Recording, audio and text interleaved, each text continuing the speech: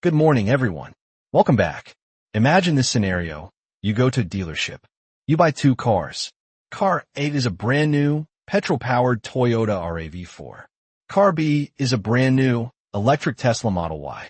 They cost roughly the same up front. They both have 4 wheels, 5 seats, and a steering wheel. You drive them home, park them in the same garage, and drive the same route to work.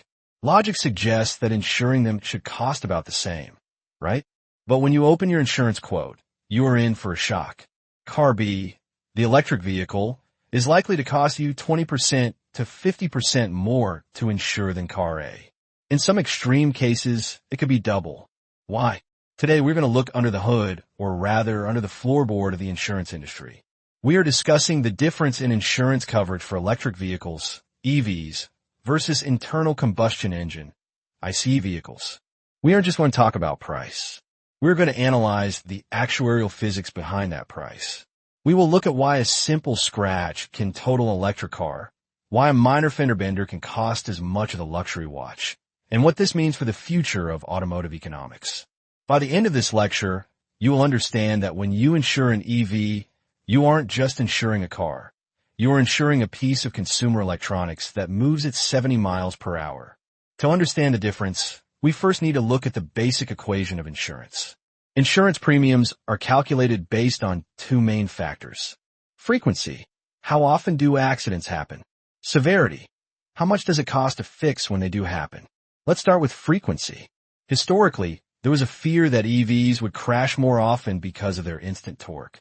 If you step on the gas in a Ferrari, you expect it to launch. If you step on the pedal of a family EV, it launches just as fast, which surprised many new drivers. However, recent data suggests that EVs actually have fewer accidents than gas cars. Why? Because of ADAS, Advanced Driver Assistance Systems. The cameras and sensors that prevent you from drifting out of your lane are standard on almost all EVs. So, if EVs crash less often, why are they more expensive to insure? The answer lies entirely in severity. When an EV gets into an accident, the financial consequences are catastrophic compared to a gas car. In a traditional petrol car, if you smash the front bumper, you have damaged some plastic, maybe a radiator, and some steel. A mechanic can hammer it out, bolt on a new part, and you're done.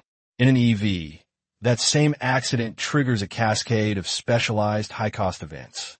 This brings us to our first major analytical point, the ecosystem of repair. There are 3 pillars that drive up the severity of EV claims. Pillar 1, specialized labor and safety. If I run a repair shop for Ford F-150s, I can hire a general mechanic. But if I want to repair a high-voltage EV, I cannot just use anyone. I need a technician with high-voltage certification. We are talking about 400 to 800-volt systems. If a mechanic touches the wrong orange cable without insulated gloves and proper training, it can be fatal. This creates a labor shortage.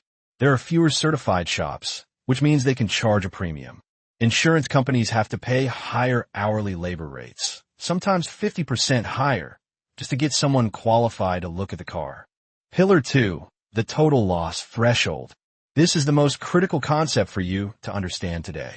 In insurance, a car is declared a total loss, or totaled, when the cost of repair approaches the value of the car.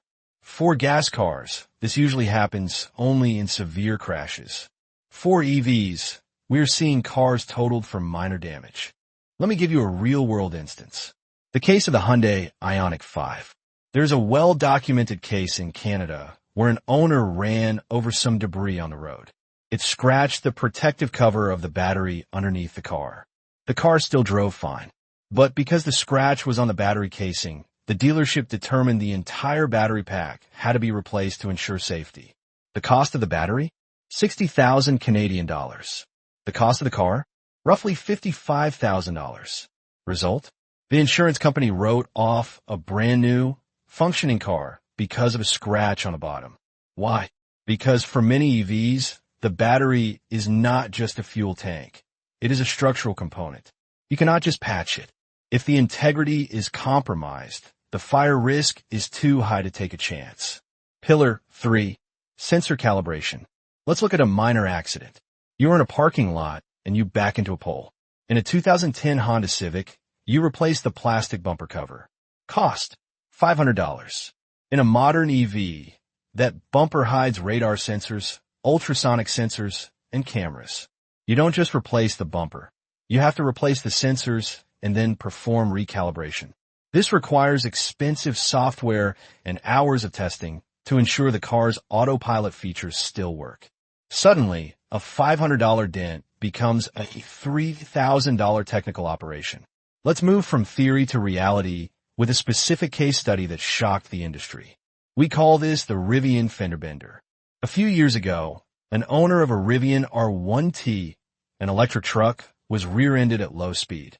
It was a classic fender bender. The damage looked cosmetic, a dented rear corner. In the world of steel gas trucks, this is a simple cut and weld job. But the Rivian, like many EVs, uses a unique manufacturing process to save weight. The rear panel extends all the way from the back tail light up to the front roof line in one continuous piece of metal.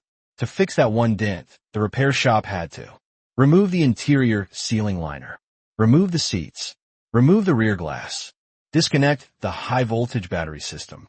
The final bill? Over $42,000. For a dent. This example perfectly illustrates why insurance coverage is different. The insurer isn't paying for the metal. They are paying for the complexity of the architecture. Another example is Tesla's Gigacasting. Tesla cast the rear of the Model Y as one giant piece of aluminum. This is brilliant for manufacturing. It's cheap and fast to build. But it is a nightmare for insurance. If that cast aluminum cracks in an accident, you cannot weld it back together like steel. You often cannot repair it at all. The entire car becomes scrap metal. Insurers know this. They know that a Model Y has a higher probability of becoming a total loss from a medium impact crash than a traditional car. And they price that risk into your premium. Now, we must address the elephant in the room: fire.